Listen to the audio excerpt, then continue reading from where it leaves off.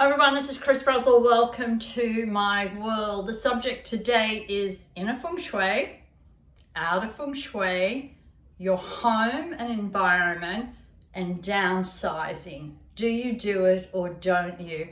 We have so much going on this year. You can literally feel so much action, so much movement, because we're in a energy space of where we want to be for the next 9 years. What I've been finding, a lot of people when they're in their 60s at the moment or 70s, not so many of those in their 80s, but are really looking at, do we downsize now? Do we sell where we are? Do we set up where we want to go? I think that's all great, but we really need to look at who you are, the person. For me, downsizing from something quite large to something quite small would not work in a million years. I need rooms, and more rooms. I need space. I need acreage. I need to have room to mow lawns and to have horses. So downsizing for me would never work because I know myself, I know my mind, I know how I literally work. Downsizing for others could work, but you've got to get it right, people. You really have to get it right. And I'm finding what's happening at the moment. There's a lot of kids with their older parents trying to get them to downsize. Are they in the right or are they in the wrong? It will come back to where their parents actually sit. So kids, be a little patient over here. Just because you might want an inheritance, just because you might want some extra cash, doesn't mean getting your parents to downsize is the right way to go. People out there, if you're in your 60s and your 70s, you're starting to realize how much time is actually left. That time that's left is extremely precious. Precious for the mind, the body, and the soul. Who is it you want to be? Where is it you want to go? When I say inner Feng Shui, it's the working that goes on with you. Feng Shui is simply creating peace and harmony. It's wind and it's water. Inner Feng Shui is when you're in flow with your mind, your body, your heart, your soul, your life. Your outside environment is giving you the peace for your inside Feng Shui or inner workings here. The moment your inner Feng Shui is not working, it simply means you will get an illness. You will have something happen to you, but mainly illness is the thing that comes about. So let's go back. Do you downsize or don't you? I believe for a lot of people it's really good to downsize because you get out of where you've been for the last 40 years or 50 years, and you're giving yourself a whole new look and feel to where you want to go for the future. But it's got to be right, and you've got to do it at the pace that you want to do. And if you do it through stress or fear, the house over here you actually select will be a house that will have problems that will connect that fear or drainage or belief. So if you're in any sort of doubt about it, any sort of drainage about downsizing, anything in that era, you do not buy a 77 house, 34 house, 43 house, because you're going into an environment that will connect to doubt, drainage, emotion, spirituality. I'm not saying those houses are not good overall, but they will not match someone who's downsizing in that mind space. But there's every likelihood that if you are in that type of mind space, you will actually select a house over here that's reflecting what your inner Feng Shui is actually thinking and feeling. So know what it is. Well, first off, know who you are. What do you actually need? Do you need a house that's got lots of security about it? Do you need a house that's a 2-story house? Because some people actually, even though they're getting older, need a 2-story house to keep that exercise happening, but to keep the feeling that they still have a choice of downstairs or upstairs. I know with one particular lady, she wanted to get out of the house property she had because there were so many stairs. She's still there, but what's the best that have happened? We put some knee guards on and she's climbing those stairs every day. She's out walking every day because she's literally seeing the benefit of walking and stair climbing. So let's get back. So inner Feng Shui is creating the flow within. Outer Feng Shui is getting the energy right in the environment, so the flow within and the flow on the outside all work together as one. So if you are in a 9 personal year this year, and you can work that out quite simply, and I can show you how in book in a time, then you are really ready to close a door to open a door. If you're in a 1 energy year this year, then you're really ready to totally open the door. Going back, if you're in a 9 energy year, you're ready to close the door on where you are. But you'd be very careful on where you go and what date and time you go to that next environment. Because if you buy something new in your 9th year, it only lasts for 3 months, maximum 3 years.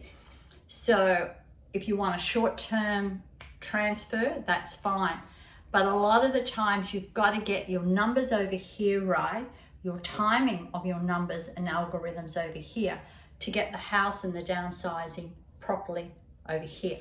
So without confusing you, when you're not feeling great, when you have a health problem, that's inner Feng Shui says you are out of alignment.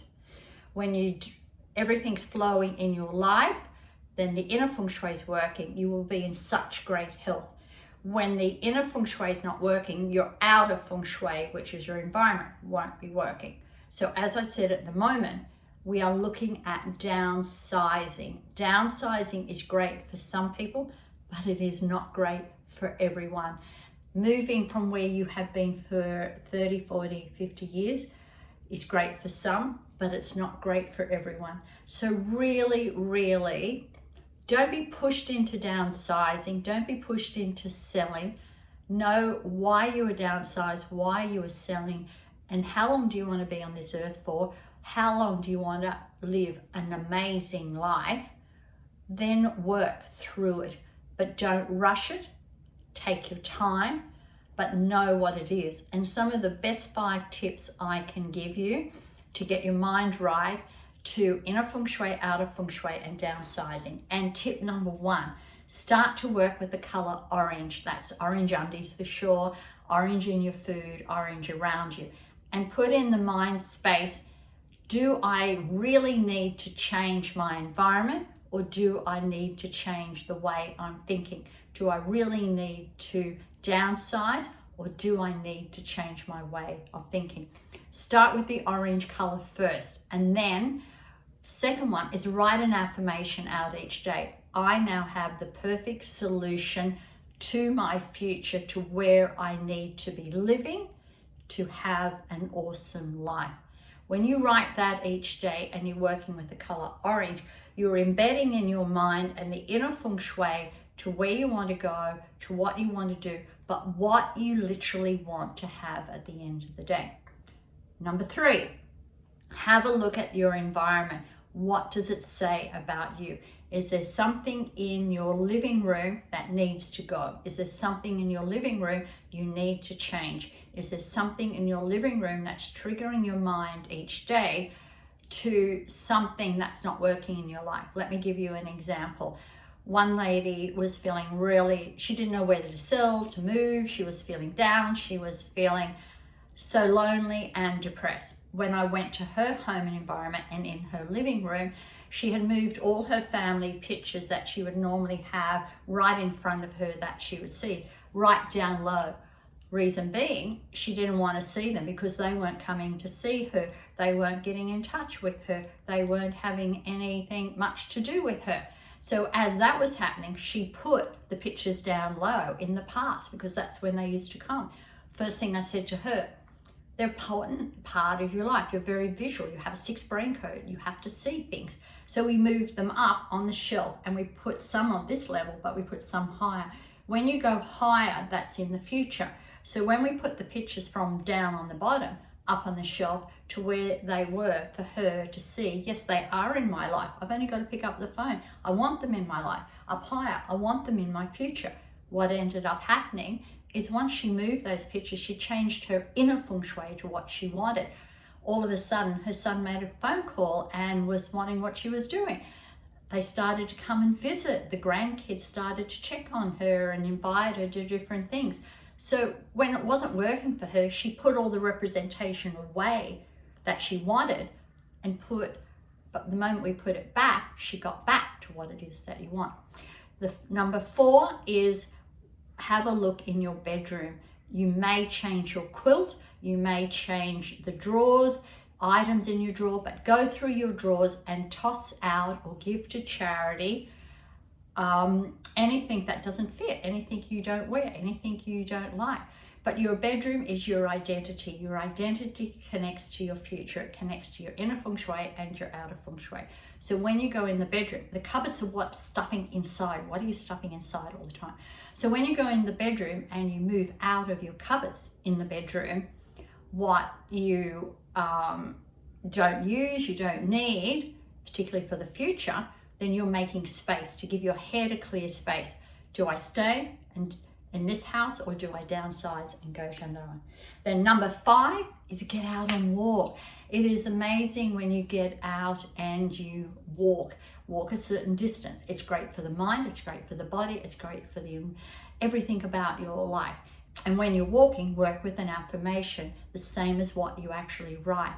And then after you've walked a few blocks with that, then let your mind be free and let the answers come to you. So there are 5 top tips to connect your inner feng shui, your outer feng shui.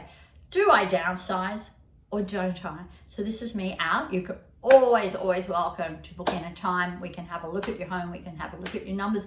We can have a look at your life. So get in touch, but don't sit there pondering and worrying and stressing when you don't have to. You can always give Chris Brazel a call. Cheers for now.